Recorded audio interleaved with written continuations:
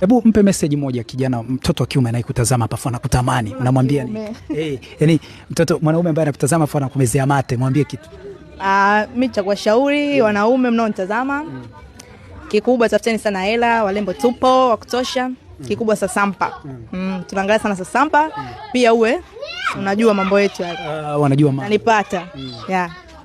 Akiwa? Anajua yale mambo yetu yale. Na sasampa anayo? Sasampa ipo yani. Atafanya atanipata. Tafuta hela, wanawake wanakuja wenyewe. Wanakuja wapi? Kufanya nini? Mbona mwanzo walikuwa hawaji? Waje kwangu kutafuta nini? Msiwe mnasema tafuta hela, wanawake wanakuja wenyewe. Semeni hivi, tafuta hela, makahaba na malaya watajireta wenyewe. Sio kila mwanamke ni mlafi wa hela. Mwanamke ambaye anathamini utu wake, mwanamke ambaye anajitambua, anajielewa, mwanamke ambaye anathamini mwili wake hawezi kufuata pesa. Anaangalia mwanaume mwenye akili, mwanaume mwenye hofu ya Mungu. Tafuta hela, wanawake wanakuja wenyewe. Kwa nani? Kufanya nini? Hebu jaribu kuja kwangu uone. Hizi hapa njoo. Uone wewe. Nitakufukuza kama mbwa. Siji hapo ndo unanifuata eti. Jamani, nitakupiga kesho. Unajua hela nimetoa wapi mimi? Eti tafuta hela, wanawake watakuja wenyewe.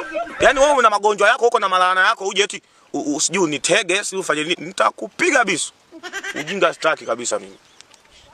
Yaani mimi mwanamke ambaye hathamini utu wake, nimuone mbele yangu, naweza nikamfanya lolote baya, ni bora atoke tu.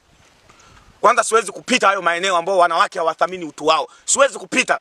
Nitajisikia vibaya. Halafu mwanamke ambaye atanifuata nitakachomfanyia hata amini. Ujinga sitakagi mimi kwenye mambo ya kuhusu kugusana kwenye miili. Oje. Uone. Tafuta hela, wanawake atakuja wenyewe.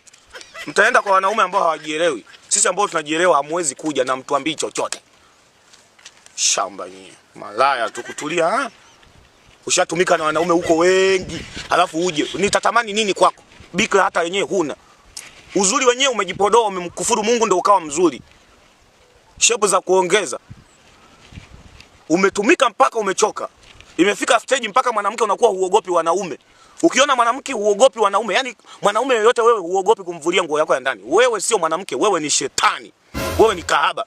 Yani wewe ukiona umefika stage mwanamke ya kwamba mwanaume yoyote ambaye yuko tu na pesa, unalala naye yoyote. Huogopi, yani imefika mahali huogopi mwanaume yoyote, rika ya aina yoyote huogopi. Unajali pesa kuliko utu wako. Wewe ni kahaba, unatumiwa na shetani. Ila hujielewi, unahitaji msaada wa Mungu ndani yako. Mtubu, kwa maana Biblia inasema watu wengine hawataamini, makahaba ndio watakuwa wa kwanza kuingia mbinguni kuliko wenyewe. Kwa hiyo mtubu, nafasi bado ipo, Yesu anawapenda. Unakuwa unathamini pesa kuliko utu wako. Haya ni makaratasi. Tunayaacha haya. Yani haya yote ni batili. Hayana maana yoyote. Thamini utu wako. Pesa si chochote. Toka umeanza kuuza mwili wako unachukua hizi pesa. Umewahi kulizika? Tafuta za kwako mwenyewe, acha ujinga.